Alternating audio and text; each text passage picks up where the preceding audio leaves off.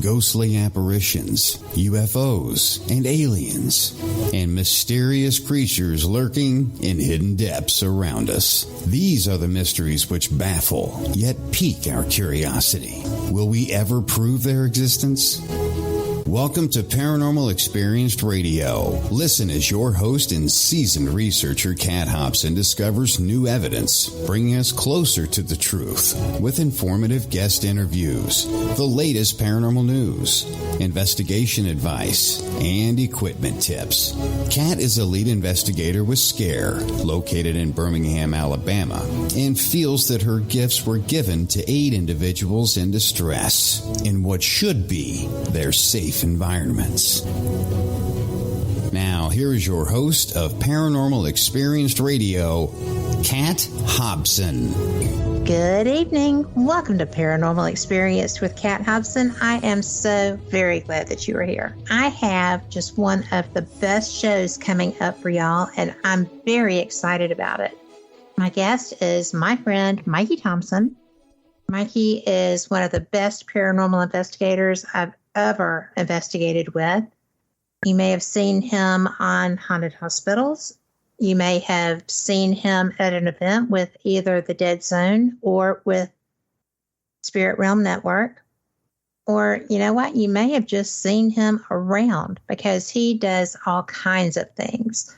We have investigated together at Winchester House. We spent good bit of time wandering Scotland aimlessly, investigating all the things we could find to do so with. And he is just the founder of SoCal Apparition Research Society, or SCARS, and he's just fantastic. So, Mikey, are you there? I am here. Huzzah! Thank you for what an amazing introduction. That was beautiful. I love you. I love you too. Mm-hmm. And you're the only person who has ever gotten me a tutorship or a castle. So well, it's just we have a special friendship, and I like that. Yes, me too. And thank you for inviting me onto the show. Well, you're welcome. Thank you for coming. Absolutely. You know, we have so many mutual friends. I had watched you investigate. I don't think I ever told you that I had seen you on video before we ever met. What? You did not tell me that. Well, now you know. But that's why I knew that when we started, wandering around together, I knew that this was going to be such a good fit. Yeah. Because you are a tech guy. And I have aspirations of being a tech guy, right? I love my stuff. I love my gadgets. I have skill sets. So do you. And, it's always interesting to me when we have a chance to learn from each other. Yes. And I think that probably thus far, my favorite memory of you is the empathy that you had after Scott Allen did that reading when we were in Scotland. He did a gallery, and not one, but two members of my family came through separately. And I went and found you because you had, I can't remember what it's called, but the little Panasonic recorder. And I was like, you need to make this work. I don't think I even said please because my mind was blown. And you were so gracious and so kind. And is there something else I can help with? I don't know what that is. Oh. But that sounded like Alexa. Yeah, she's chiming in over here. She's wanting to get in on the conversation. Sorry. Why, yes, Alexa, you can show me where I can get one of those for $20. No. So that would be fun if that worked. Right. But your compassion, and that was when, pretty much we were first starting that trip, and we at least got to do the reading over in the actual castle. But, that was so compassionate of you because you actually said, why don't you take this and just do this privately? Yeah. And I mean, you know, that's where our friendship started. So, because it was, we had already started, you know, we knew we were going to like each other. We knew we were getting along. But your compassion in such a very odd situation, I'm not that emotional or I don't share that. But to have my dad and nephew come through in Scotland through a medium I didn't know was just really weird. And you were very helpful in that. So thank you for that. Well, it was absolutely my pleasure. And I think that our these relationships that we form in this field are more than just people with things in common as far as, you know, paranormal experiences. I think that to be able to flip from one side to where you're behind the camera recording to be on the other side where you're sharing your experience and trying to find answers to what, you know, the things that happen to you, and have people around you that are like-minded and are empathetic and compassionate. I've done the same with you and friends that we've made throughout this thing. Like, actually, just about everybody that I hang out with in the paranormal community, they know my story and they've counseled me in some way, shape, or form, and along with investigating alongside of me, if that makes sense. Like, we've met both sides of the spectrum, and there's no judgment. There's no judgment. It's a beautiful family, and I love everything about it, and I've missed it, and I'm glad to be getting back into it slowly here and to be doing this show with you and talking about it, because I'm so passionate about it, and it's a total privilege and honor to be a part of people's lives, and you're no exception to that. So I was honored to even be asked, and we're a family. We are. Paranormal family. And, you know, what I really love about your work is that, you know, I didn't know about your daughter when we met. Yeah. I had no idea. And so somebody had told me that you had been on, it was Haunted Hospitals, wasn't it? Yes, Haunted Hospitals, yeah. And so for me, it was so odd that I went and found that episode after you and I became friends, because I thought, well, he's told me about that. I'm going to go and see, you know, and if that was depicted anywhere near your true experience, that had to be so just breathtaking. Yeah, they did a great job. And this was during COVID. They didn't have, they had a limited actors and actresses that were available, because especially children actors and actresses because of COVID. So they were, you know, they told me that they found a little girl to play my daughter, but she was older in person than how my daughter was actually when this happened. But at the time, again, that, you know, COVID affected a lot, but they still were able to do what they did, and I think they did a great job of telling the story. They actually, that was a 30-minute episode, and really we recorded for about 2 hours. Wow. So they took a lot of time breaking it down, and then, you know, to go off of based what I was telling them happened, and to be able to fit all that into a half hour, they had to edit it and do Hollywood stuff. But that for me was like, well, this whole thing has been really therapy for me. Everybody's got their own reason for doing what they do in the paranormal field and their experiences.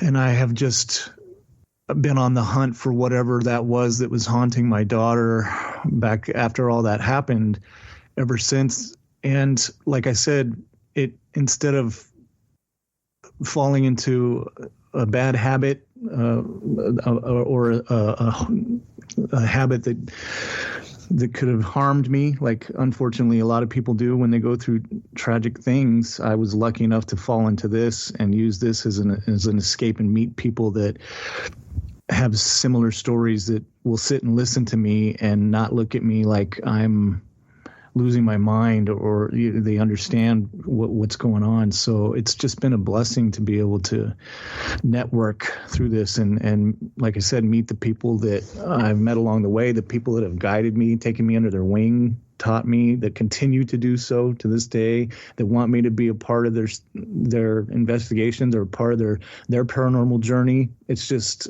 it's overwhelming. And no matter who you are, what you've gone through, you need that in whatever way, shape, or form. For me, it's paranormal, but it's been a beautiful thing. And it's really helped me get past all of that stuff that happened before. So I can't thank you and everybody else that's in my life that's been a part of that enough. For you really don't know the sanity that you've helped me hold on to through all of this, I don't know that I did that much, but I am so glad and will always be in your corner. Well, thank you. That's one of the things that when you called and said you were on your way to Alabama and it was Memorial Day. Yes. And I'm like, there is no place. There is no place. But how about this? And yeah, but you were dealing with another crisis. And, you were so good at that. And I don't know if it's because you're a nurse or if you're a nurse because you're good with that. But you were very good in a crisis. Okay. But, if you don't mind, because not everybody may know what you went through and experienced, do you want to share about your show episode, or would you rather not? I never know what to say. Honestly, I don't mind at all. I think that in the beginning for me, I hadn't before the episode of Haunted Hospitals, season 3, episode 10, if anybody wants to check it out, I hadn't talked about this publicly because I couldn't get through it without breaking down. And this happened in 2002. So, post-traumatic stress is a real thing, but really the cliff notes of what started me in my paranormal journey was September 14th, 2002. We had bought a home and we were remodeling, and we had a pool, and we were kind of had gutted the house, and we're putting, new cabinets and new flooring and everything like that. And I had arranged for babysitting for the kids. And I was on my way to meet my uncle at the house to do some repairs. And on the way, the babysitter said, "Hey, I'm going to be late." So they had just put carpet in the living room. And I thought, okay, well, I've got to get there, let my uncle in. I can't, he was coming from out of town. So I'll stop at Walmart, get some baby gates, and I'll put the baby gate up in the living room so that my daughter's on the new carpet, and I don't want her to be around the other parts of the house where we had broken tile and stuff. I mean, it was right. So that was kind of and I'm just going to wait for the babysitter to come. So that's kind of what I did. And my uncle had gone to work on taking some doors outside to paint and do some stuff. And I had feeding the kids McDonald's. I had my daughter at the time was 16 months, and then her younger sister 6 months old in the baby swing. But I had to change the baby. She had soiled a diaper, so I changed her, and I went to throw the diaper away. I stepped over the baby gate. My 16-month-old was yelling and crying at me because she wanted to come too. And, you look back and think I should have just grabbed her up and carried her outside with me. I went to throw the diaper outside because I didn't want it stinking up the house. Right. But I didn't. I just told her, hey, I'll be right back. And I went out to throw the diaper away. And on the way back in the house, my uncle asked me if I could help him set up the doors real quick. So I did. The closet doors that he was painting, we just leaned them up against the wall and stuff like that. And I said, okay, I'm going to go back in there and check on the kids. And when I stepped into my entryway and looked through the window, I saw the French doors to the backyard were open and the baby gate was lying on the floor. Oh, my God. And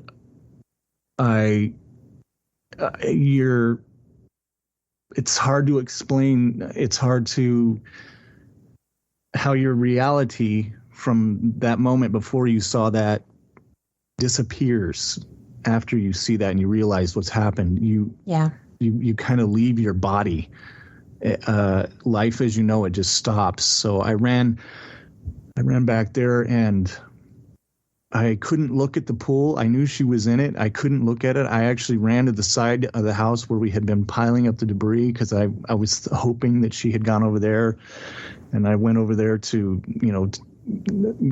stop her from stepping on a nail or something. But I knew in my head, in my heart, I knew she was in the pool. But of course, she wasn't on the side yard. So it was when I turned around and came back around the side of the house, I saw her floating face down in the deep end. And I went over and pulled her out of the water, and she was clinically dead. So I started CPR. Long story short, I said that in the beginning of this, and I'm dragging on here. I'm sorry, but I don't think it's dragging on because it's okay. It's your experience. I mean, it's okay. Yeah, you're not dragging. Well, we didn't have phone because it was a new home, so we thought we lost the call to 911. I thought the ambulance is never going to find us, so I drove her to the hospital myself. I was doing CPR in the truck, driving with my knees. It was insane how it all happened. I got to the hospital that I worked at the time. I'd been there for 4 years, and they didn't even recognize me. I broke in through the ambulance bay door, and I fell to my knees, and the doctor saw my daughter and said, "Oh, this baby's DOA," which means dead on arrival. Yes. And I grabbed the doctor's coat and I pulled her down to me and I told her no. It was just unacceptable to me. It was unacceptable that we weren't going to fight. And then they realized it was me. They all started. So from the time I pulled her out of the water to the time we got a pulse was approximately 26 minutes that she was lifeless. And then we spent about a month down in Loma Linda University with her. We weren't sure from day to day if she was going to make it, if she had suffered too much brain damage or from lack of oxygen and things, and just being asystole for so long. But it took a month of being in the hospital to where we finally got her extubated. She woke up and we brought her home, and she has no residual effects from the drowning, as far as she can read and write and talk. She's a normal 22-year-old kid. So there you go. But it was after that when my paranormal journey started. It was bad enough to go through that. Anybody that's listening or that knows, in this particular situation, to lose a child in a drowning, and I know they call it a near drowning, but she was dead. I held my dead daughter. Yes. And that it took a piece of me. It's that part of me is gone. But I have her back and she's healthy, but it was almost equally as terrifying, the things that were happening at home. Once we got home, she was being tormented by something that she called little man. She would wake up in the middle of the night. She would just have night terror. She'd just be screaming and she'd be inconsolable. And I was waking up in the middle of the night with my own night terrors. I had dreamt at one point, shortly after we got home from the hospital, I dreamt one night that I had dreamt that she lived. And I woke up and thought that she had actually died, and I had made up that other story in my head that she had survived. And it was so believable and real to me. I had to run downstairs to her bedroom and grab her physically out of bed and hold her to convince, so that I knew she was okay. And this stuff happened for night after night, and then sprinkle in the little man drama. So she was hearing things and seeing things, and it was tormenting her. And that's what as a father, I wanted to find out what it was that she saw or heard or was feeling or whatever that was causing this, and try to fix it. And this happened in 2002. So this went on for years, this little man saga. And in 2004, when Ghost Hunters came out on TV, they aired in October of 2004. The first episode that came out was they did a home with a woman and a little kid that was seeing and hearing spirits and things, and I was instantly hooked. I thought, what are they doing? What are they? How are they finding this evidence? How are they proving this? So I just became obsessed, and then I went out and bought all the things. Well, that's what started it. Yeah, whatever I saw on TV, I would try to get, and I thought I would get a voice recorder because my daughter was hearing. So we would both hear voices. I thought that her mother was talking to me one morning. I thought she was yelling at us from downstairs, and I was talking back, and I didn't get a response. So then I thought, well, maybe I was dreaming that, and I tried to go back to sleep, and I had my daughter in the bed with me. She was sleeping in my room. And I rolled over and she said, "Daddy, Mommy wasn't talking to you." And I kind of laughed and said, "Oh, okay." And she said somebody else was. And I thought, oh man. So I got my voice recorder. As a matter of fact, I have the clip. I sent you the clip, and I don't know if this is a good time or not, I don't see why not, if you would like to. It's titled Howl, and to kind of set the scene, remember this is my first EVP that I ever caught, and this is 21 years old. Oh no, I'm sorry.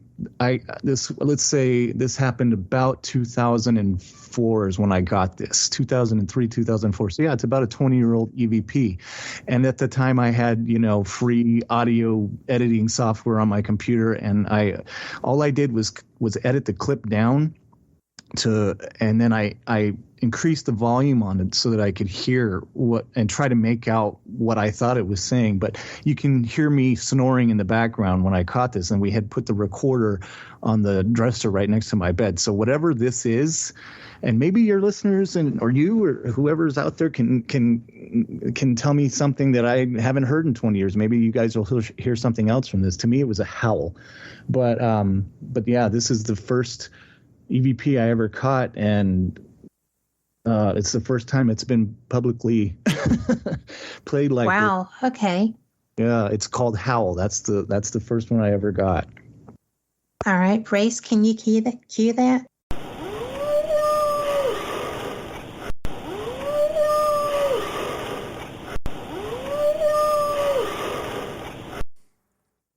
Well, Mikey, it's out there.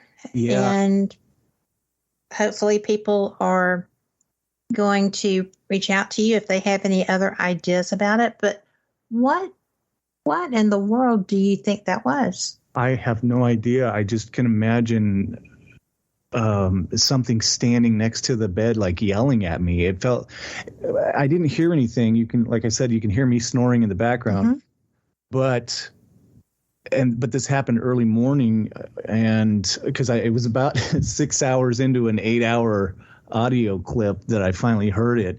And I've listened to this so many times. I've actually, at one point, I thought it might have said Jalina, which is my daughter's name. I almost thought I heard syllables or something. But again, this one isn't you and I in a castle in Scotland and we pick something up. This one is very personal, and I don't know if I'm listening to it with the right ears, if that makes sense. I hear other things, and I get angry when I hear that.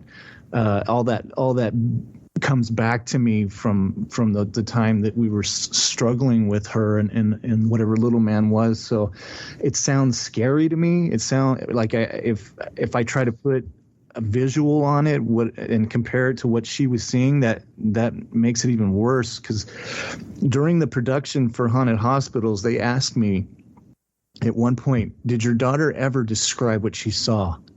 And I said, yeah, actually she did.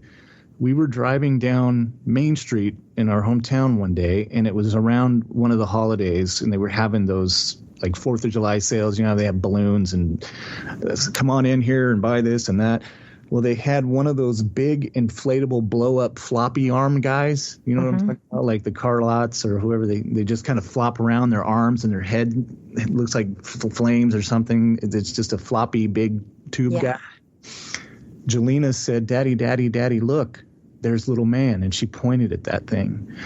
And I looked, I looked out the window at that. And initially I saw the inflatable floppy man thing, but then it turned into this horrible, unearthly creature in my mind. I couldn't imagine what she was seeing. And she was trying to describe, like that was the closest thing that she could describe in what we see as to what she was seeing. And that's why in the movie, or in the episode rather, they kind of make the thing that she sees move like that, like the arms are weird and the body movement, like the little floppy used car guy.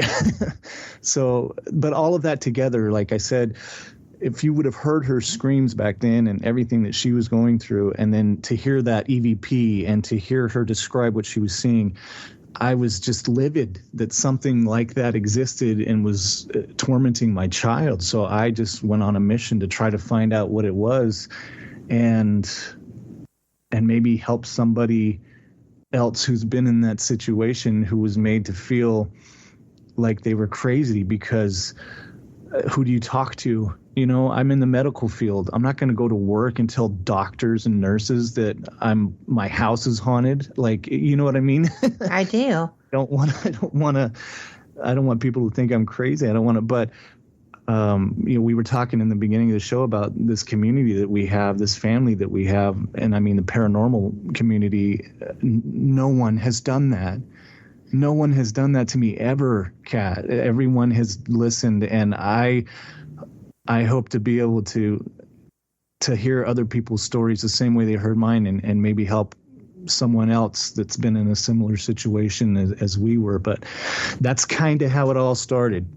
And that's a doozy. It was a doozy. It was and she doesn't remember little man. If you talk to her today about it, what she remembers is me and my fear. And coming and grabbing her out of the room in the middle of the night, and me crying, and my anxiety. She remembers feeling my anxiety throughout this, like, which is just crazy to me, because there was so much that happened, but she was so young too, you know? So I've always wondered, could something have attached to her and come across with her? Was there something in the hospital that day? Were there other things going on in the hospital that day? Other people passing away, or somebody saw an opportunity with this little child that was coming back and hitched a ride, or I don't know. That's why I started looking, and I don't know that I have an answer for you today even, but I almost kind of don't want to have 100% answer as to why, because it keeps me looking, and it keeps me going, and it keeps my mind off of that. It's just so I keep hunting. I keep looking. Well, you know what? I think that you have evolved into a pretty mighty warrior. Well, thank you. I mean, seriously, because of your background, your research skills are amazing. Your knowledge is amazing. Your personal gifts are amazing. And I don't know if those gifts aren't why you're a nurse. I find that a lot of empaths can't be. Yeah. Because it's hard to maintain that wall. But you are an empath, and you're a strong one. And the fact that you can do what you do, and you're a cath lab nurse right now. I mean, that's you. Yeah. And you have to be dealing with some pretty scared people. And I just think that you probably are the best thing that's going to happen to them while they're in there. Well, I'll tell you that there are a lot of amazing people in the medical field that I'm privileged to stand alongside on a daily basis that do this, and I'm just a small piece of this puzzle, and I wouldn't be anywhere near where I am right now, period, without you and the Rick McCollums and the Kat Gwynns and the Shannon Amoses and the list goes on and on. This is just, you guys have really, the amazing people that I've met, the Jamie Hendershots in this field have poured water on me and watched me grow and continue to do so. And every one of you have made fun of my 15 equipment bags that I carry. I've actually made Rick on international travel. Yeah, I made Rick McCollum walk away from an investigation once because of all of my stuff. But, like I said, the Lauries, the list goes on and on. Everyone that I've been in contact with, the different groups that have rallied around me and my group, like Porterville Ghost Society, the stuff that we've done with Spirit Realm Network, the Dark Zone, the list goes on and on. So again, I am but a small piece of this puzzle, and I'm just happy to be here and hope, like I said, if one person says, Mikey, I thank you for telling me that, because I did feel that way too, and your story helps me realize that I'm not, which has happened. That's happened, and that's been, I feel like I've gone full circle at that point, but you don't want to stop. You want to keep going. And so that's what I'm itching to dive back into this and get investigating soon. I've missed some stuff here recently, but I've got some strong people around me that are encouraging me to get back in it and welcoming me back and ready to go do some stuff. So I'm ready to get back at it. I know you are. It's really amazing, because with the reason that there's a reason that you were in Dallas, right? Yes, ma'am. That was meant to be, no doubt in my mind whatsoever.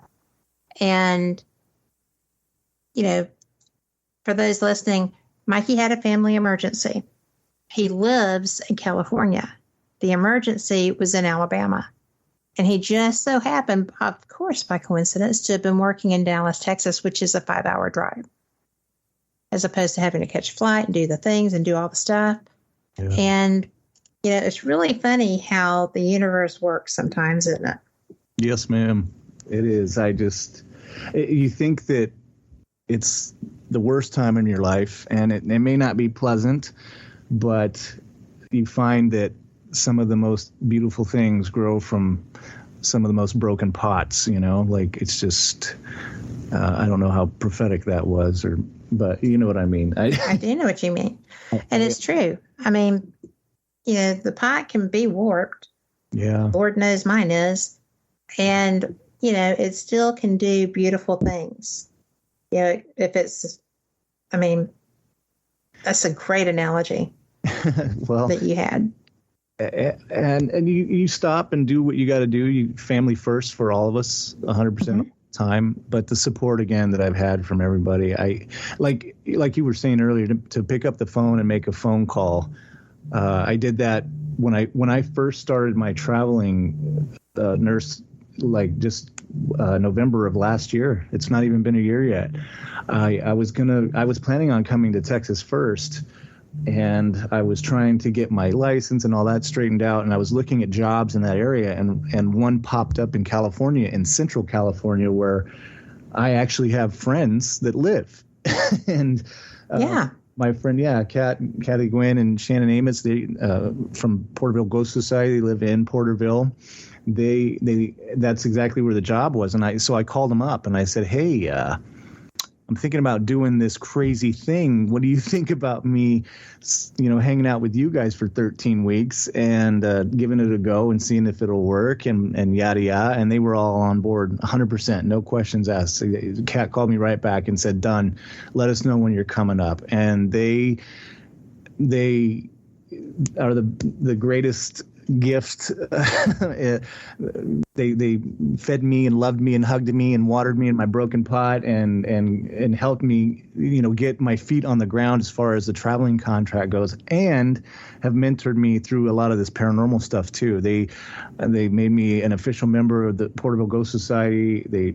Some of the most amazing investigations I've been on is with them, but they helped me build this foundation. Like you were saying, how it's funny how we end up where we end up, because had I gone to Texas first, I would have missed that with them, or I think I had to go there and do that with them to get my feet wet in this travel thing to be ready for where I am today and doing this job here. And the same goes for you. For everybody that doesn't know, May 25th, my mother had emergent open heart surgery, and I got a phone call on the 23rd that she was in the hospital and having an angiogram, and the doctor said, you're not going home. You're going to have surgery. So Wednesday, the very next day, Julie and I, my fiance and I, got into the car and drove to Alabama, and we had no plan. I didn't think it through. I literally packed what I thought I would need, and we left. I had a job ready for me in Texas again, and I had to postpone it because that's what you do when your mom's having open heart surgery. But, halfway through Texas, I started to kind of get in a little panic mode because I didn't have anywhere to stay or any plans. But I knew that I had a really good friend that lived in Alabama that might know somebody that might have a place that I could, rent for the weekend or so. And so I called you to see if you had any connections or knew anybody that you could put me in contact with down there in Mobile area. And it just so happened that I had the best contact on the planet in you. And you saved my butt by offering up your beautiful cabin down there. And I can't thank you enough for everything you did for my family and for us during that time, to be able to not worry about that during that scenario is huge. Anybody in that situation that didn't have to worry about a place to stay knows how important that is. And it goes back to how our paranormal community is family.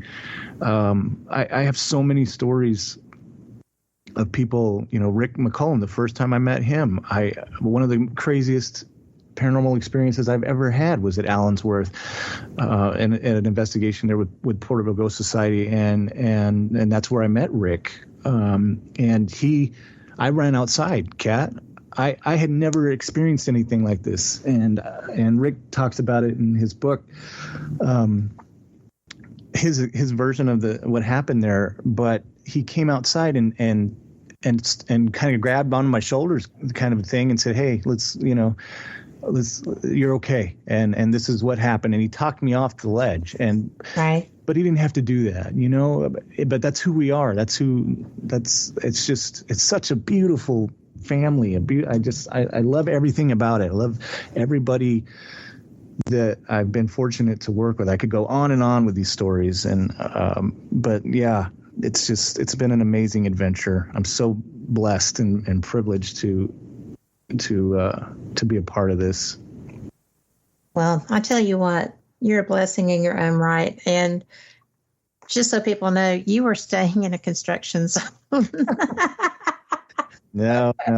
It was almost done. You were doing some upgrades, girl, and they're beautiful. I'm so jelly of you. You get to go down there and hang out in that. I know you've done some lives from there before, so people have gotten a little taste, right? Yes. Yeah. But it's better than it was when you were there. Oh. But because that's my bolt hole. Yeah. Everybody needs one. Yeah. And I'm glad it was there. Yeah. I'm glad it was there, because that was it's tough on a holiday weekend down there. Oh yeah, and it was a holiday weekend. I didn't mention that, but But yeah, I would have never found anything. It is the point of that story for everybody listening through that through that whole thing. The point is, I would have never found anything down there on my own, and Kat saved me, and I'm super indebted to you for that. Well, everything works out the way it's supposed to. Yeah. So I needed input on what it looked like because I was a little bit tunnel vision there, but I'm just glad. I mean, because we are family. Yeah. And people always look askance, I think, at para-unity because there have been some people that have kind of put a bad taste in people's mouth about that. But it really is a true thing. It's a real thing. And I think that if you accept it and embrace it, I mean, look at our friendship. It's just, like you said, you and Maury and Rick, and, we have, that's a very strong camaraderie. Yeah. And, like my husband knows that we're going back to Scotland and he's just trying to figure out how short he can make it be because of, work and dogs. But, just kidding. But it's because my husband knows that this is a healthy, good friendship. Yeah. And my husband's never going to leave the country, and he's never going ghost hunting. Although we were at the Stone River battlefield, and I was trying to do an EVP session in the Devil's Den, whatever. And he was watching the logistics that I was struggling with, and he was like, well, why don't I take a recorder over here, and that way you can triangulate. And I was like, thank you. Mm-hmm. That's what I was trying to do, but heck yeah, you're the best hubster, and he is. So, and he was out there holding recorders while I was, doing my thing. Yeah, and sometimes having those third-party people that don't really do it like we do all the time, looking at it from the outside in, they think about things that we might have missed because we're just so used to doing certain things a certain way or whatever the case may be. But it's nice to have those homies hanging out on the sidelines with throwing in plays as they're watching everything happen.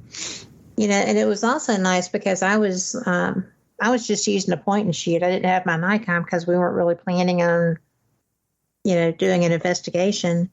But, he was reviewing images for me because I'm like, okay, I'm going to be a little prejudiced because there is a lot of pareidolia here. It's woods. Mm-hmm. And, but I got a young man, his face and hair, and he was a blonde.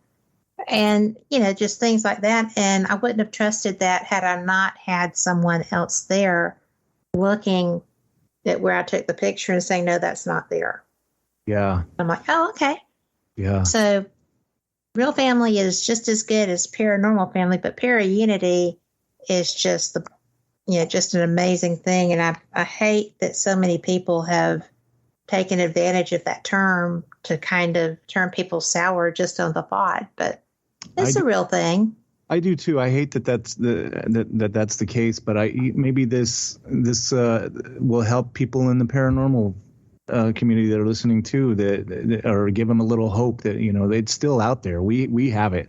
We own it 100%. And just like we have those people that, like your husband, that jump in and help on the sidelines that don't have the experience, we have the other side of the spectrum. We have people in this field like the Rick McCollums that have been doing it for 50 plus years. Oh, we are so in trouble.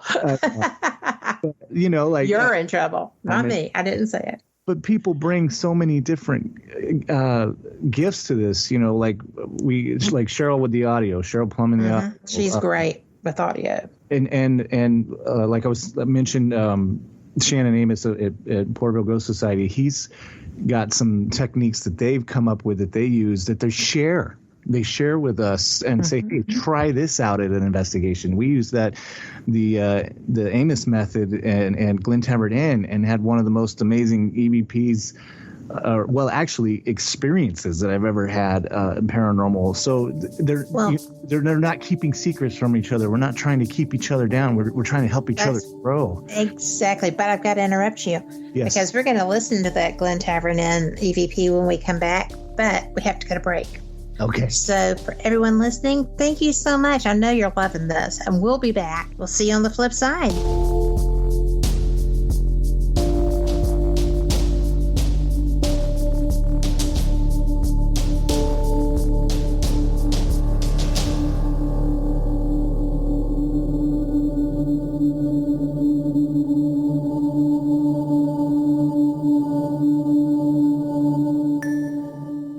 Hey there, X-Streamers. Ray Sobbs here to tell you how you could tune in to your favorite paranormal programming without using all of your mobile data in the process. When you're on the road and you want to log into the X, save your mobile data and never miss a minute of the OnX network programming by calling the X line at 667-930-9331. No smartphone, app, or internet needed. Save it to your contacts and dial hands-free. And there's no extra cost to you if you have unlimited minutes. So you can listen to the X at any time, on any phone, anywhere. Check it out at 667-930-9331. That's 667-930-9331. It's brought to you by your friends at the paranormal.radio and the unxnetwork.com. Are you ready to read about true paranormal events? UnX Media publishes nonfiction books about UFOs, ghosts and haunted places, time anomalies, cryptid creatures, and more.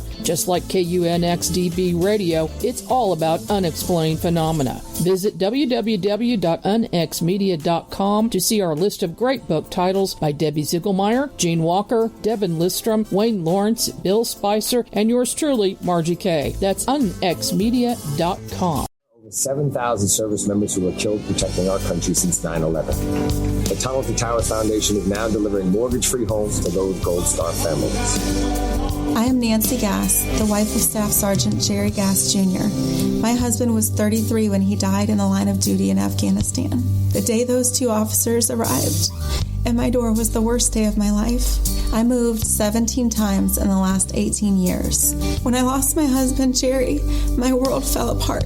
Not only did I lose my husband and my partner, I lost my best friend. The foundation is committed to delivering a mortgage-free home to Gold Star families with young children.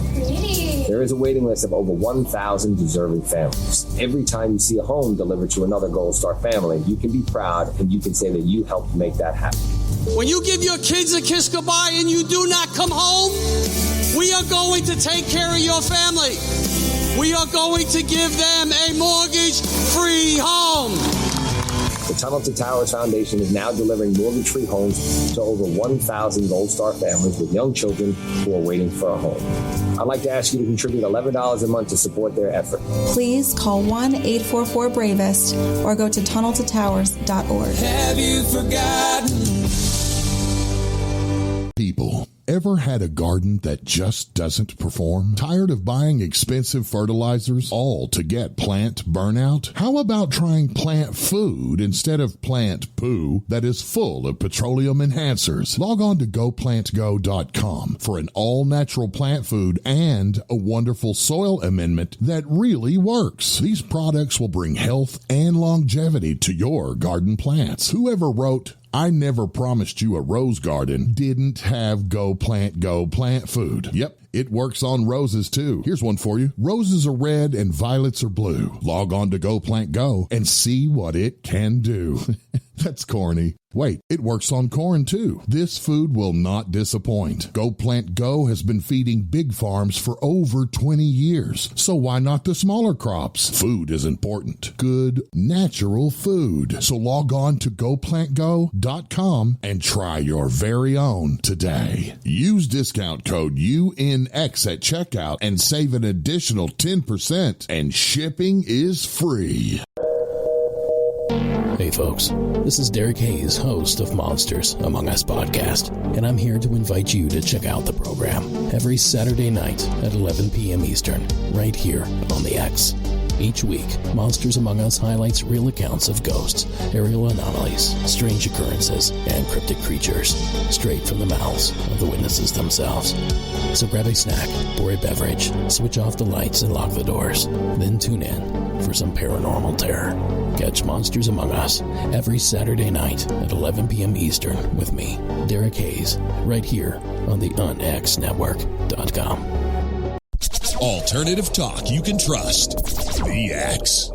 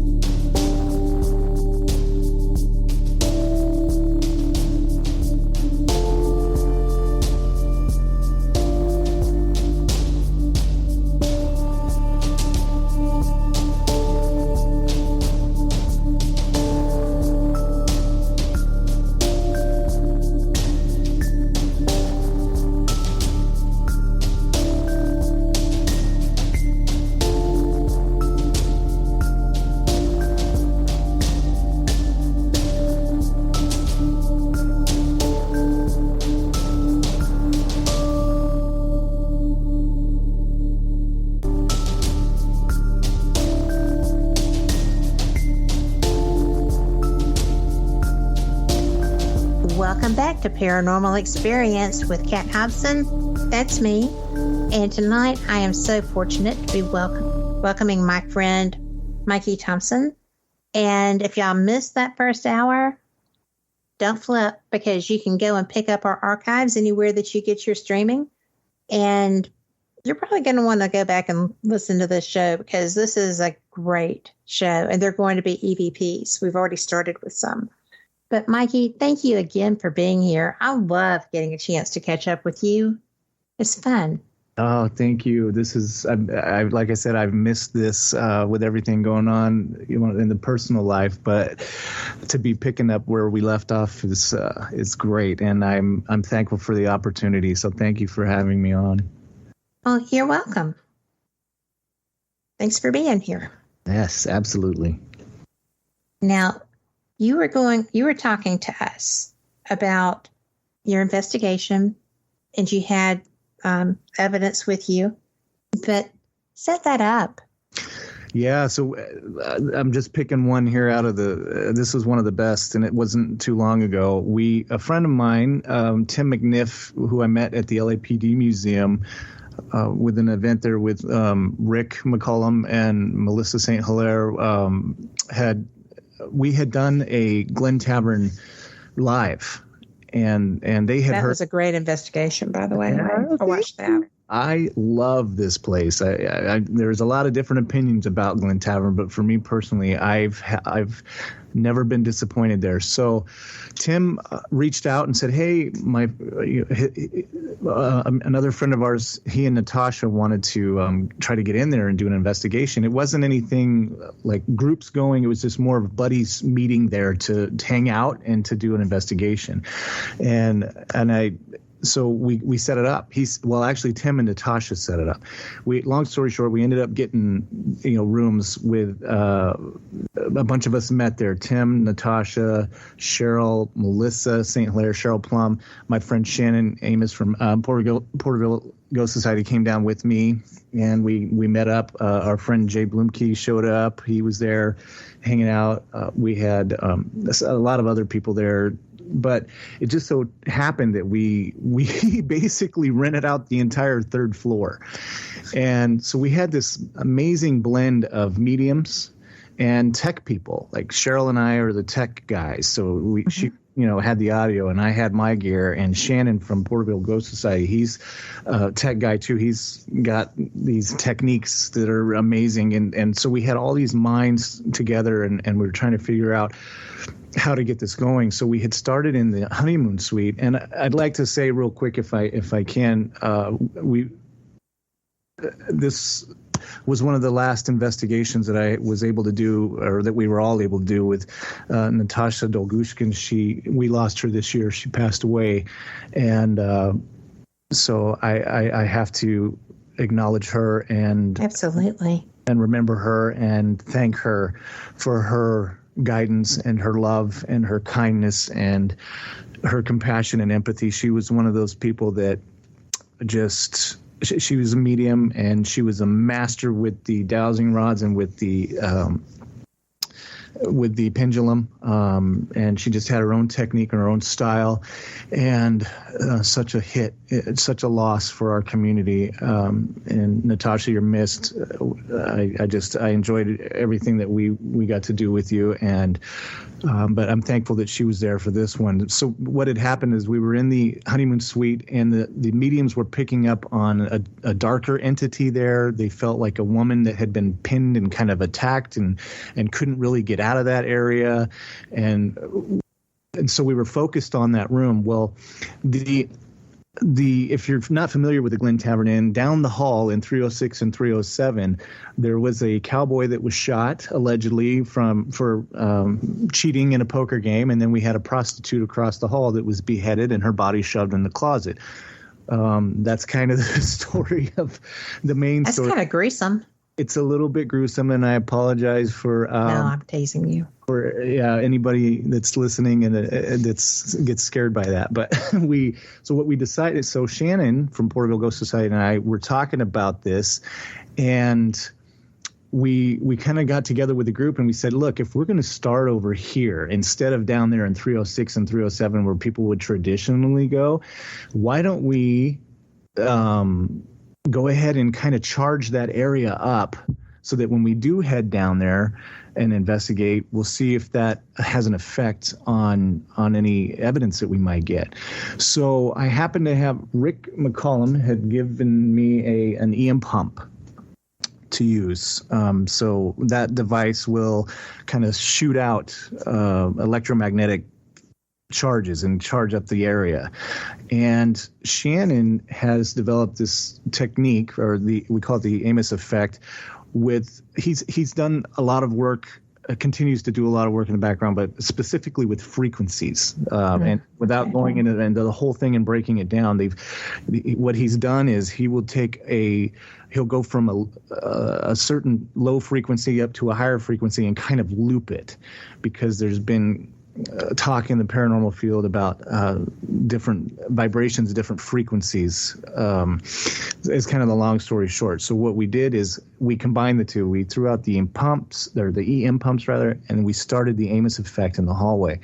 And we were technically we're trying to charge the area. And then, so we went back into the honeymoon suite. We had the mediums were picking up on, like I said, the dark entity, the female that was pinned in there.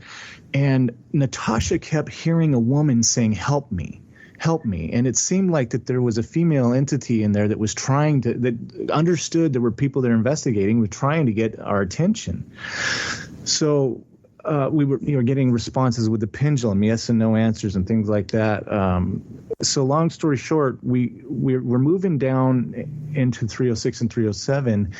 And again, I have an EVP that we captured where and we'll let the audience listen and get their opinion too. Okay. But I feel as though we caught this as a plea for us to continue, and it's what I believe a female saying, help me. Tell me what you need me to do to help you. Oh, can we play that one more time? Yeah. Tell me what you need me to do to help you. Well, I would agree with you. Okay. And I hate to tell people what I think it is, I know, because I don't want to put that in their head. And moving. Well, I definitely heard help. Okay, and it sounds like to me at the tail end of it, it's kind of like an exaggerated me, like help me. I don't know if you can play it one more time just to kind of get the. Tell me what you need me to do to help you. So we heard that, and we all felt like we heard the same thing, and so we said, let's keep going with this. Then how can we help her?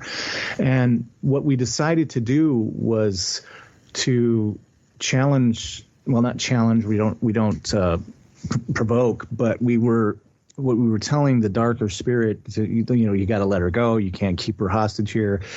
And we were talking to Melissa and Natasha and Tam about what do you guys do as mediums when you're helping spirits cross over? Why can we do that with this young lady here?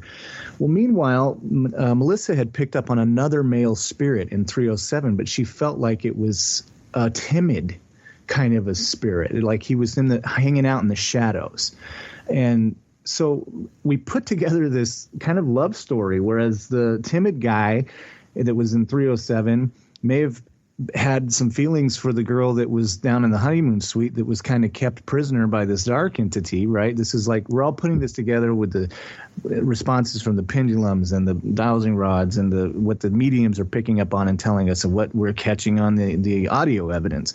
And but we felt like that the stronger entity was overpowering and that the timid guy just wasn't able to do anything. So the medium Melissa said, yes, we can help. We can try to cross her over, and we actually did that. And at one point we felt like we were recording, we could almost hear like a whoosh, like something leaving the room, like wind blowing by. It was an amazing experience. So meanwhile, the timid guy spirit was still hanging out there in the room, and I asked Melissa if we could do the same for him, if we could help him cross over. And she said, yeah. So we were talking amongst each other and, trying to talk to him, and I called him the nice guy because we had the bad guy, and we caught this EVP, and I'm going to play this a couple times for you so you can kind of hear what we'll play and let you guys listen and see what you think. But I'll talk you through it here afterwards. So I'm going to. Okay. Here we go. Here, we feel like you needed our help to help the love of your life. So you can hear me talking to nice guy. And I'll play this again. At one point, you're going to hear a male voice underneath, and it was everyone in the room heard it at the time. I'll play it again, and I'll share with you what we feel that it was, because Melissa had been telling this nice entity to follow her to the light, to be with her, and this is what we got. I'll play it one more time here. Hey, nice guy. We all have your back in here. We feel like you needed our help to. You hear me say we feel like. Yes. Did he say gonna go? What did he say? Well. Or gotta go. I'll play it again. It sounds to us, and this is what we heard instantly in the room after playing back, and this is on the DR60. We heard him say, "Will I be okay?" Oh, okay. And so, because we were telling him, go ahead and go, follow her to the light. And this is the response we got. I'm going to let this finish, and I'll play it one more time. But listen for "Will I be okay?" To help the love of your life. And we started over here, and then we'll. Hey, buddy, nice guy. We all have your back in here. We feel like you needed our help to help the love of your life. Hey, buddy. Oh, so I'm not sure if you heard anything different that time, or. I heard the okay. Yeah, and I didn't get it at first either, because I loved the audio, and I have all the different recorders in the world that you'd ever want to record with, but literally everyone in the room when we were there at the time, and Shannon can attest to this, he was there too, he we all heard, "Will I be okay?" And then we all got emotional, the room just filled with sadness almost, and we were like, "Yeah, buddy, you'll be fine. Go. Don't hang out here. Like, it's okay to go." And so that was really a beautiful experience. And during that time, we feel like we caught a female's name. As a matter of fact, between the "Help Me" and the "Will I Be Okay," we think that we got a name. And if you guys want to play that one, we'll see what everybody thinks they heard for that.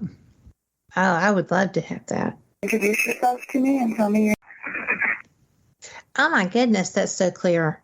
Yeah, at the end there, right? Let me play it again for you. Could you introduce yourself to me and tell me your name, please? I mean, every syllable is there. That's right. So well done. Yeah, that was another one that we captured there that night at the Glen Tavern. So we had so many different experiences there. Like I said, between what the mediums were picking up on and what us techie people were picking up on it. It was such a great marriage of the two. And we've seen this before on different locations. We've done this. Rick and I we're doing this at the LAPD Museum with Melissa and Tim there and Natasha there, and you've seen other television shows, people doing it and things. So it's really, I'm fascinated by it when you can bring the two together and get cool stuff like that. But with that said, on the other side of it, sometimes you can just have a recorder going at random and also catch some amazing stuff. And I've mentioned Porterville Ghost Society. I'm going to share a clip with them or that they had captured at a private residence that to me is just unbelievable. And I think you guys are going to love it as well. And I'll play it if you don't mind. No, I would love for you to. Mike, I would rather you played it. Sounds much better coming from your end. Yeah, absolutely. And I'm not going to have to say a word on this one. You guys you're going to know right away, and it's going to be a little bit unbelievable, actually. For me, it was initially, but again, a great catch from Porterville Ghost Society at a private residence. So here we go. Tell me what you guys think you heard.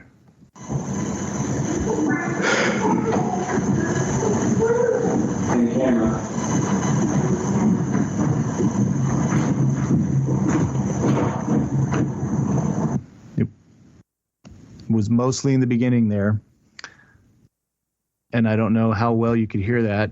I can play it again. Were you able to pick up on anything, Kat? I just heard a woman sing-songing.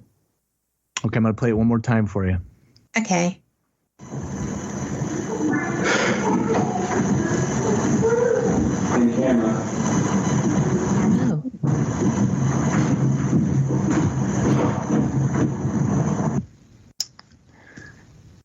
It was a. So I heard a little kid. Yes. Yes, children. But the thing is, there were absolutely zero children at this location. That was definitely like a little child playing, like a little kid. I mean, 100% no children at this location. It was a private residence, and you can hear them walking around. They were setting up equipment and things like that. They actually had a voice recorder down, just recording the environment, and that's what they heard when they went back to review the evidence later. I mean, to me, that's a beautiful EVP. Yes, that is. Yeah, just a great example of what you can get at these locations with, and it doesn't matter. It doesn't matter if you got a recorder sitting down on the bench, or if you're doing an EVP session and asking specific questions. It's super important to listen to everything that you get on these and play. Make sure you play back and listen to it all, because you never know. You never know. You do not. I find stuff all the time in places that, I've gotten stuff that's lost that I would have sworn there was no one there. Yeah. And I had three voices. Wow. That were, because I said, who's walking around or something like that. And it was crazy. Yeah. I'll send that to you because you'll love it. Oh, please do, because I love these audio clips. I wish these guys, my buddies over at Porterville Ghost Society have sent me so many, and for some reason my Google is not Googling and letting me open them, but I have another one that we captured and Allensworth with them, and I think this one to me is interesting, and I'll break it down afterwards, but I'm curious to see what you hear. Am I okay to keep going with these, or? Hell yeah, you keep right on going, Mikey. So let's check this one out. This is good. Colonel Allensworth Park here, and again near Portersville. We were up there with Porterville Ghost Society and Rick McCollum, and this is what we got from the schoolhouse, I believe is where we were. So tell me what you think you hear. Okay. So if you want to pray, just go on and try to make a loud noise.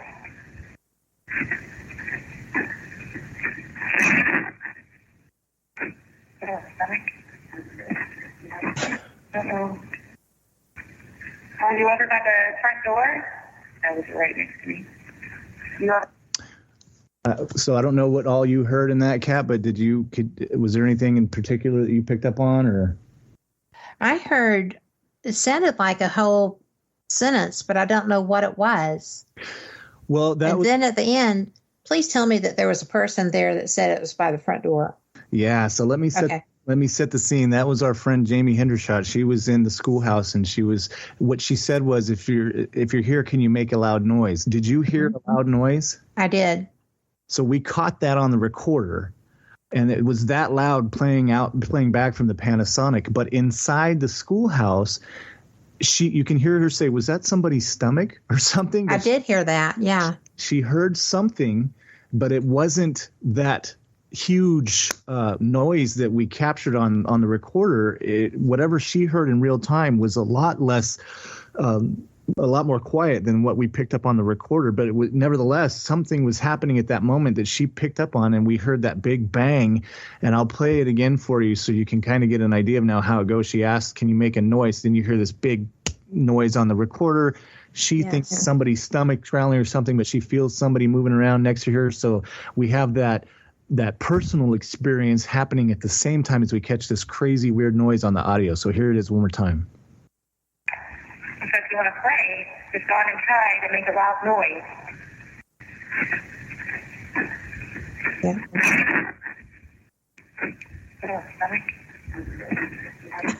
Uh-oh.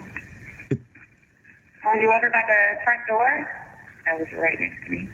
It's almost like something yelled at her. It was. To us, to me, I can hear that. As a matter of fact, if you listen to it, like I listened to it a few times before that big noise, it almost sounds like there's a couple of syllables or like a couple of words being said in a quieter voice. And then that big, I don't know if it's a yell, a crash, or whatever that loud noise was.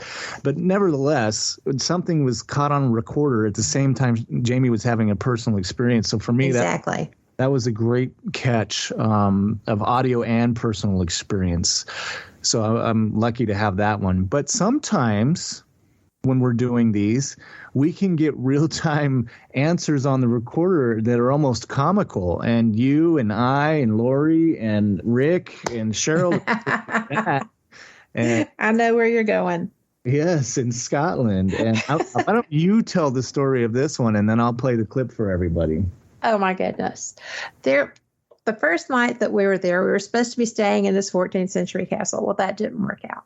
So there was a fire like when COVID first started, and nobody knew about it. But we got in to investigate the castle, and a bunch of us got to be friends with Thomas, this young man that was the manager, and he was just fantastic. But he had told us the night before that he had to work in this castle alone quite often, and that there was activity there, but that he didn't really want to upset it, okay? Because he was nervous being there by himself because of all the activity. And it's not his color Kool-Aid. So we were investigating, and we were down in one of the offices, and we were doing an EVP session, and Rick McCollum was asking questions.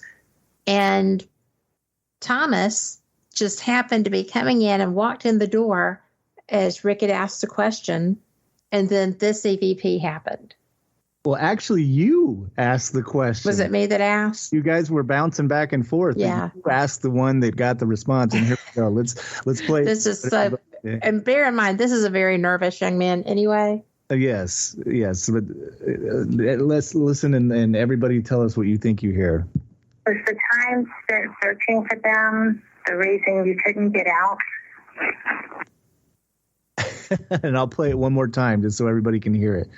It's right after you asked the question. Was the time spent searching for them the reason you couldn't get out?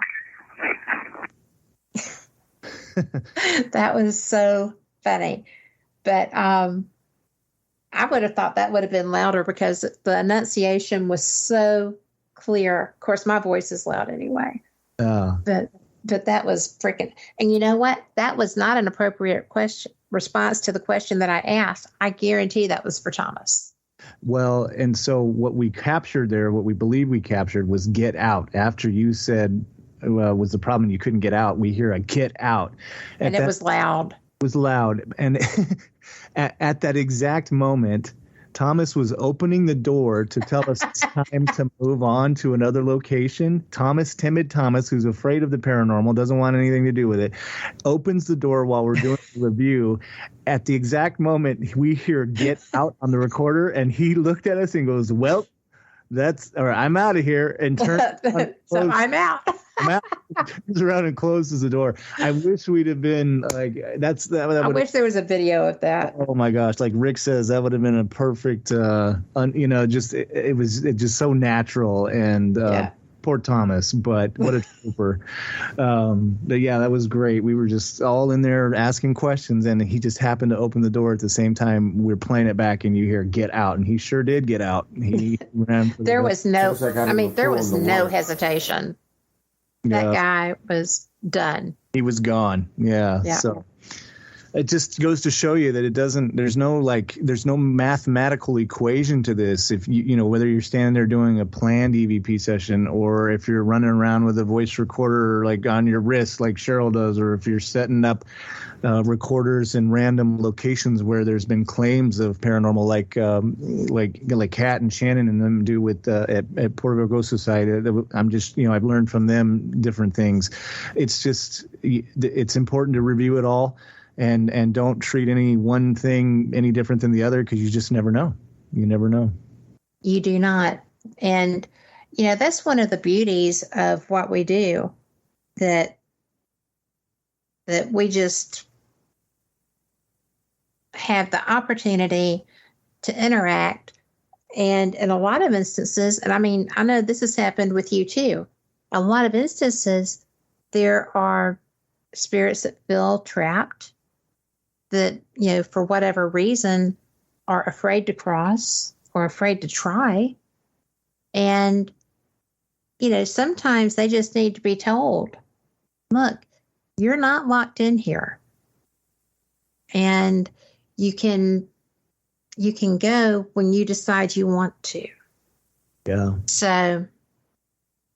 Well, and to being a nurse is an amazing career, and I'm privileged to be a part of people's lives every day, and sometimes on the worst day of their lives, and to hopefully try to talk them through it and help them get through whatever it is they're going through. It's such a rewarding thing. But to be able to then at night put on your night vision goggles and go, investigating the paranormal and kind of have similar experiences on the other side is really just, like you were saying, it's equally as gratifying, because you feel like you're a part of something. And even though we can't see it and smell it and touch it and taste it, but we follow the clues, and we listen to ourselves, and we use the equipment, and we gather the evidence, and we put it all together, and it feels like you're doing the same thing, but for those that have passed and that are stuck. So the beauty of it is we don't know. Nobody knows. Everybody that's out there hunting ghosts,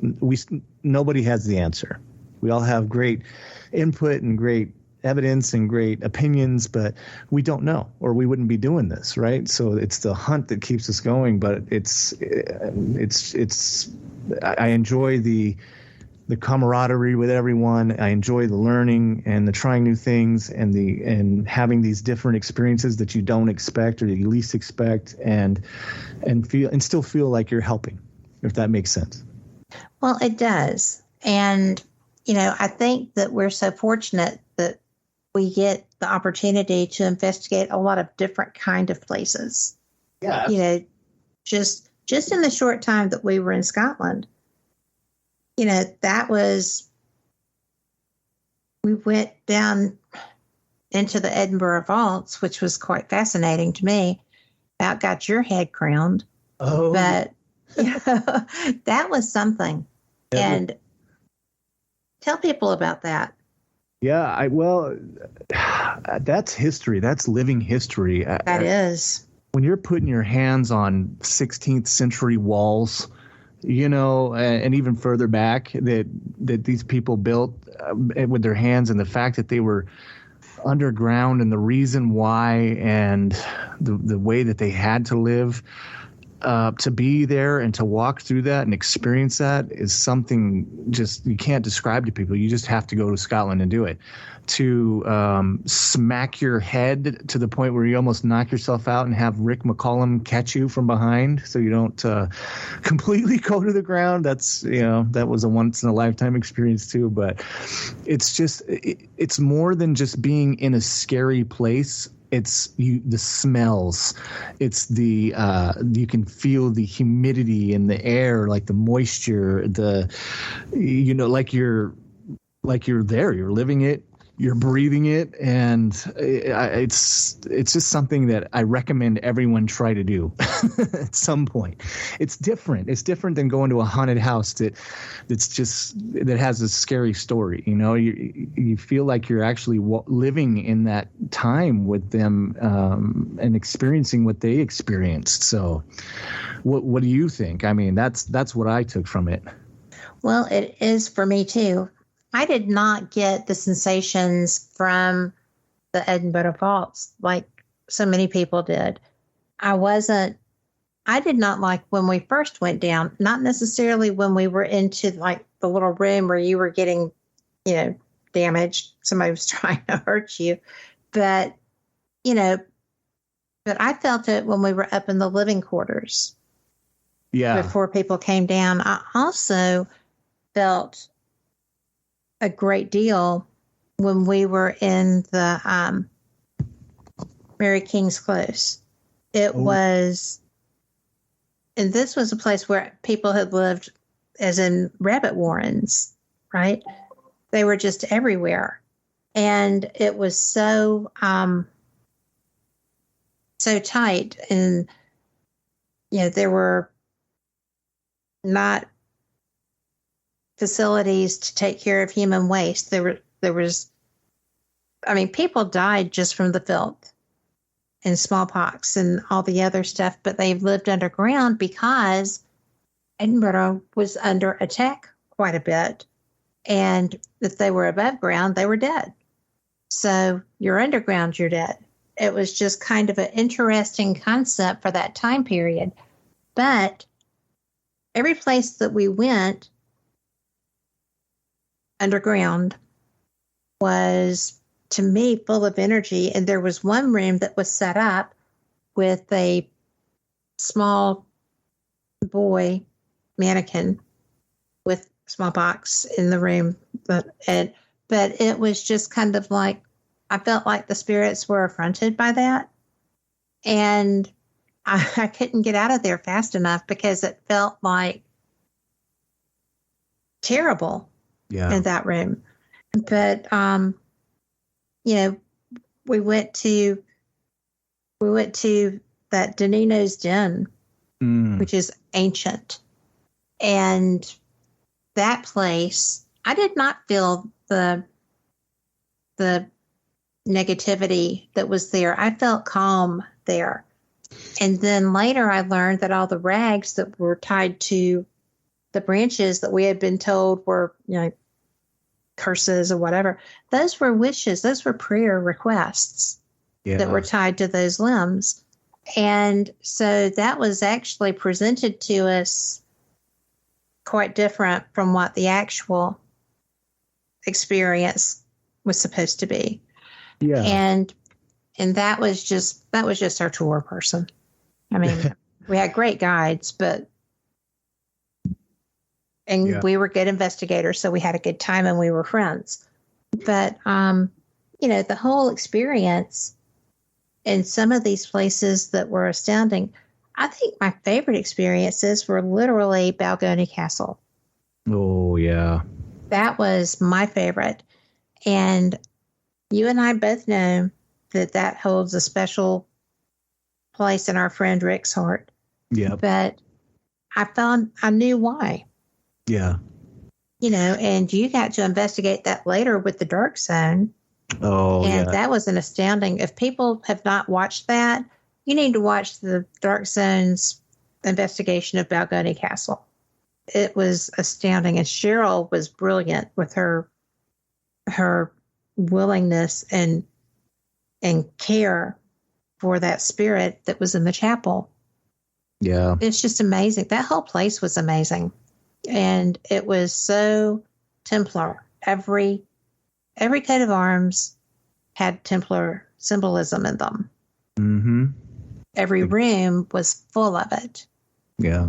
And, well, and then it goes back to that history thing that, like I can go into a private residence and do an investigation and I will give it my 100% because based on whatever claims they're feeling and that, we look for those. We look for what's happening. What are you guys experiencing? We look for answers, but it doesn't mean that I feel the history of that home or what happened there. It's still like I try to connect with what the owners are experiencing so that I know what equipment I should put out or what to feel for. But it doesn't, to me, it doesn't feel like it's a haunted thing or whatever because that wasn't my experience. I'm there to help them find answers. Whereas when you walk into a Balgony Castle, you feel it.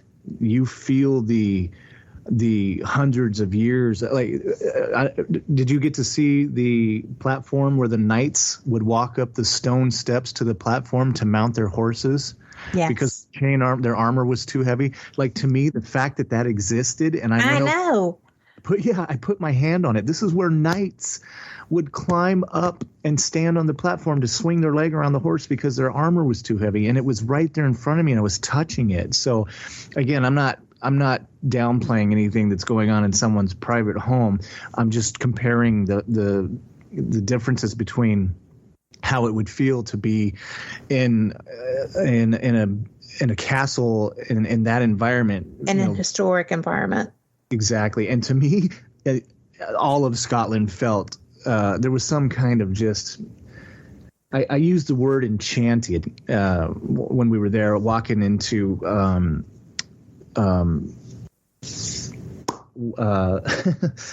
We were at. Oh boy, I just had a brain fart. Sorry. That's okay. What day was it? No, we were at. Oh boy, the big chapel that Rick loves. Oh, Roslyn. Yes. Why am I struggling with that? But the castle there, we were walking down. Oh my gosh. The path and across the bridge into the castle, and it just felt like you were walking through a magical forest in a Disney movie or something. It just feels different. It did feel exactly like that, and it's funny because Kathleen Burns and Christine were far ahead of us, and then Lori was the next person, and then I was coming down. And it was just like, whoa. And when we got down to the castle, which is a ruin, it's like a wall. Well, the stables were intact.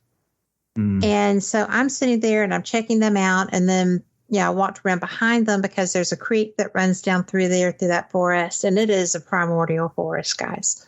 Yeah. But, and Kathleen came through there and she was like, what are you feeling? I was like, I'm feeling everyone. I mean, This is an astounding experience because you could hear the horse, or I could hear the horses. Yeah. And I could hear people, working.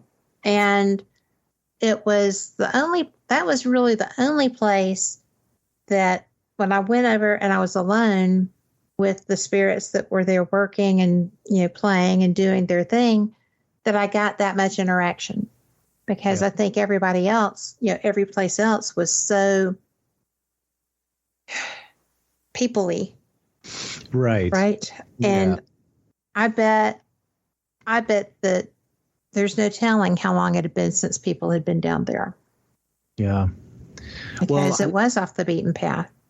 It was. And you felt like you said, it wasn't, there weren't a lot of distractions. Mm-hmm. There was a lot of personal time where you could just kind of look over the bridge into the woods and just take it in, and you weren't fighting through crowds and things like that. But even I had the similar experience at Airth Castle.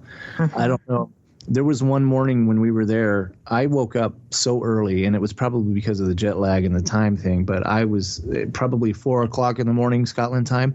Long story short, I left the hotel that we were staying in because we were supposed to be staying in the castle, but that's a whole nother story. And I walked over to the castle, and I laid in the grass, and I stared out into Falkirk. And oh my gosh. And I just laid there and took it in, and I thought, I'm looking at history. This is where William Wallace fell to the English. Like, I'm staring at it, and I'm leaning up against this castle that Robert the Bruce burnt to the ground, and this is really what happened. And here I am touching it and interacting with it, and I was totally alone out there, and it was just a magical experience. So we're going back. I got to go back. And absolutely. I got to thank Rick McCollum for really being so passionate about Scotland and the people there and the friends that he's made there, and to tell the stories that he's shared with before we got there. So when I walked into Balgony for the first time, man, I already knew what it was going to, because of Rick's passion. And same for like Ireland, when my friends at Porterville Ghost Society, Kat and Shannon, they go out there and hang out with Barry Fitzgerald, who lives out there. The same thing. They tell me about magical stories from Ireland and the different like the fairies and the different paranormal things on that side. And I can't wait to go to Ireland too, but I know that when I get there, I'm going to feel like I've been there just based on their experiences that they've shared with me. And it was the same with Rick, so but at the same time, you don't really get the full effect until you're there, until you got boots on the ground and you're walking through it and feeling it. Exactly. Again, I would recommend it, and I can't wait for us to go back and do it all over again. Oh, and speaking of, one of the greatest EVPs we got, in my opinion, while we were there in Scotland, we were at the Inverness jail. Yes. I don't know if you remember this guy, but I hope I'm not shifting gears too quick. No, you're not, because I want to make sure that you have the opportunity to share these. And this was amazing. Yeah. So we were down in and this jail had been on some of the TV shows before, and other teams have had experiences there. And so it was just again, to be inside this centuries old building was one thing, but we were down in one of the older cells on the property. And we were doing the little spirit box session, and we had the REM pods out, and we were doing the whole thing. And we decided to do an EVP session, and we got a name.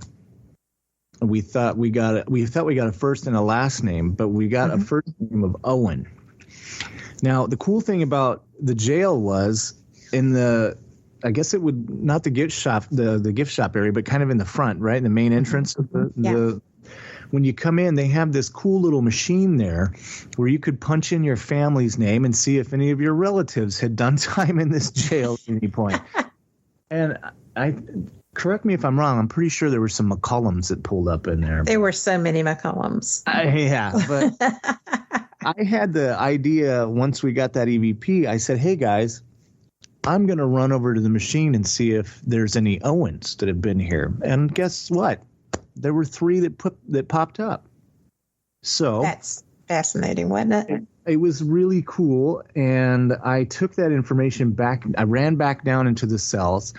I said, okay, guys, we got some hits. Let's keep going with this. And Cheryl was in there, and she asks, what did you do? I'll play this for you guys. You tell me what you think you hear. And it's funny, but the response that we got happened to be one of the 3 things that one of the Owens had been incarcerated for. So I'm going to play this now, and you guys tell me what you think you hear. This is at Inverness Jail in Scotland. Owen, once again, what was your crime? What did you do? Yep. Yeah, right? You may want to play that again because it was quick, but... Yeah, let's do it again. It's worth it. I mean, I listened to this one. It is. Too, but I'm pretty sure... I mean, I'm hoping everybody can get it, but let's play it again. Owen, once again, what was your crime? What did you do? I think that's clear.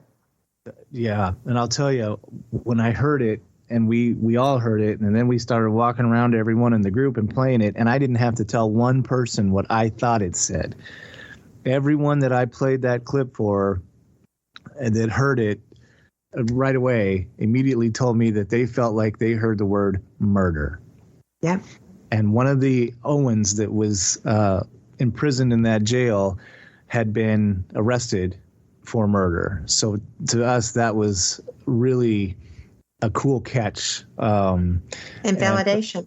And validation. It was one of my favorite EV pleas. I'll play it one more time. So now that we've said it, maybe you'll hear it a little louder. But Owen, once again, what was your crime? What did you do? Murder. Yeah. So yeah. Well, you know, that was one of the... Sorry, that was, I got excited. I hit it again. I get excited about great EVPs too. It's all good. Yeah. And I really do. I mean, I just love EVP work is probably my favorite. And and I was just corrected. It's Inverary Jail. Yes, Inverary. What did I say? Inverness? Inverness. Oh. Yeah, I haven't been to Inverness yet. So. Yes. Whoever corrected me, thank you. I got my Vernesses and my Veraries mixed up, but you're right. Inverary Jail, and I apologize to everyone listening for that. That was my fault. But yeah. Oh, please. If that's the worst thing that happens to you today, you're having a good day, dude. Yeah, my sugar's low, I guess. Well, I can't help you with that. You're going to have to see Julie. Yes. But bringing it to the States, I'm sorry. Go ahead. I didn't mean to. No, I was just going to say, I thought that particular area to me was just astounding. Not just the jail, but the whole experience in that area. That castle was a castle that was I mean, one of the people from the family that owned Inverary Castle had been a page at the wedding of Charles and Diana. I mean, there was so much history just on the walls that castle had been very well maintained for its entire life. Yeah. And the grounds were beautiful. I mean, that was a big fancy castle. Yeah. And then we went to the one that had the was it Drummond House that had the English garden that if you've ever seen an English garden in a movie, it had to have been filmed there. Mm-hmm. But it was crazy. Yes, I think so. Yes. Oh, and that first castle we went to had been in Outlanders, and Blackness Castle. Oh my gosh. That place was so flippin' haunted. Yeah. Yeah. And that, in that one too, that place just looked haunted and felt haunted, and it was just, yeah.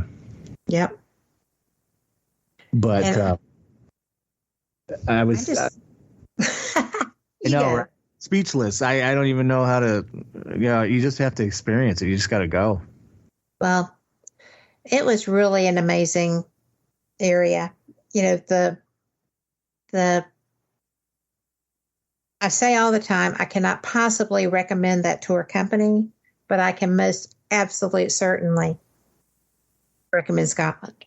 Yeah. It was 100% everything I dreamed of. Yeah. And I haven't even seen half of it. Right. And I'm glad we went with the people we did. I'm glad I was there with you guys. We made it fun, and we turned it a good thing, and we made new friends, and it was just a beautiful trip, and it's going to be just as good the next time we go, which is hopefully coming up soon. But June or July.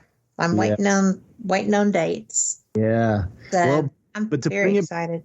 Me too. And to bring it back to the States, and like I said, I've been absent for a little bit, with the personal stuff going on and everything, but I have been fortunate since being in the Dallas area and working in the Dallas area, to experience another amazing thing. Some of you might be familiar with, but if you haven't read Rick McCollum's books, Ghosts Believe in Me and The Spirits Are Out There, I don't know why you wouldn't have done that, but true. In the first book, Chapter 3 talks about the most haunted house in America, and I'm about 34 miles away from that place. I found it, and I have driven by, and I have stepped foot on the property, and I tell you, I haven't been inside the home, but just being in the area and being like on the driveway of this place that Rick McCollum had some of the most amazing experiences of his entire life you could feel it again, like this. It was almost like how we were talking about being in Scotland and touching the walls and feeling the history. Mm-hmm. You could just, the place has the vibe, and I'm so lucky to be so close and to have been able to go by and experience another thing that Rick McCollum has shared with us, and the world in his book. But to be able to get up there, obviously it's a private residence. I'm not going to disclose the address or anything like that. But I'll tell you, he's not kidding. Whatever happened to him there, it almost feels like there's still a presence there, and I would love to investigate that place if that could ever happen. But yeah, what another! I got to get a little taste of the paranormal stuff since I've been here working, even though I haven't got to do a full blown investigation. If it ever happens, I promise you we'll make a thing of it, because I got all my equipment with me. I'm ready to go, for whatever. But I'll let you know. I can't wait, because I know you're going to figure out how to do that. But, it's funny because that's part of what we do, right? I travel with something all the time. I always have my H4n in my purse. And that's a big old recorder. Yeah, but you never know. You don't ever know. And, I'm sorry. I would never set foot on the property at Sloss without having a voice recorder running. No. I just don't. It doesn't matter where you are. That place is haunted. And it's now considered a museum, and it's a great one. But the director is like, ooh, paranormal, poof, poof, poof. No. And so, you kind of have to go to enjoy the museum. Yeah. And if you happen to have a recorder in your bag, then whip it out and turn it on. Yeah. And just talk. I imagine just listen. The vibe there, just being like putting your feet on the ground there, whether it's a museum or you're doing an investigation or not, you're still going to feel that energy. I imagine. Mm-hmm. I would go and do the museum tours all day just to be on the property and to see, Well, you can still free range. Oh, yeah. But they do not do paranormal investigations, and there's a young man here who does ghost walk tours kind of a thing. And they let him do one once a month, I think, through Sloss. Yeah. But as far as going in to do a dedicated ghost hunt, they just poo on that. Yeah. Well, it is. I know it's happening to a lot of places, but there's a lot of places that are popping up that do want people to investigate. So I'll be looking for those in the future, and hopefully. And I love finding them. Yeah. The places you didn't even know were there. That's fun, though. Oh yeah, yeah. It's a never-ending adventure. I mean, it is, and it's fun to go back to places that you've been to before. Like I wish I was able to download these clips that they're sending me from Porterville. The Zollid House, these guys had gotten into and started there years ago before anybody else knew about this place. And one of the most amazing EVPs they got from laying the recorder just in the building. And they were actually had left the building. That was a woman screaming or something screaming from inside. My. I know, and it's killing me that I couldn't download it for y'all. Now, a little teaser for next time, maybe. But Porterville, when I was there working and staying with them, Kat's got no shortage of places to go in that town. That whole area has an amazing history if you're ever in the area, and they're doing amazing things there. They're doing spirit tours if you're into cemeteries, or there's the Barn Theater there that we got to investigate that I had an amazing experience with, and the museum there, and the Mason House and private residences. It's fun to go back to places that you've been to before and had great experiences and try to get evidence again, or you may not, but the fact that you caught that one piece at one time brings you to do it again, like with Sloss, and Rick with Balgoni, there's so many. Everybody has their faves. Yeah, so I'm never afraid to go back to another place. I hope to do some more stuff here in the future with Porterville Ghost Society, with Spirit Realm, with Dark Zone. I'm looking forward to going and doing things with you guys and Rick. I'm ready to dive back in. So I've been bitten by the bug, and I'm ready to go. It's contagious too. Yes, ma'am. Well, we are just about out of time. I cannot tell you how much I have enjoyed getting to talk with you again, because it's good to hook up with people you care about and just catch up. And I love investigating with you. I love being your friend. I am so fortunate, I feel, that we are. And now, again, tell people how they can find you. Well, you can go to scarsociety.com is our website. We've got some stuff up from stuff that we've done in the past. There's some great audio there that we've caught at different locations you can play and interact with, some pictures that we put up there.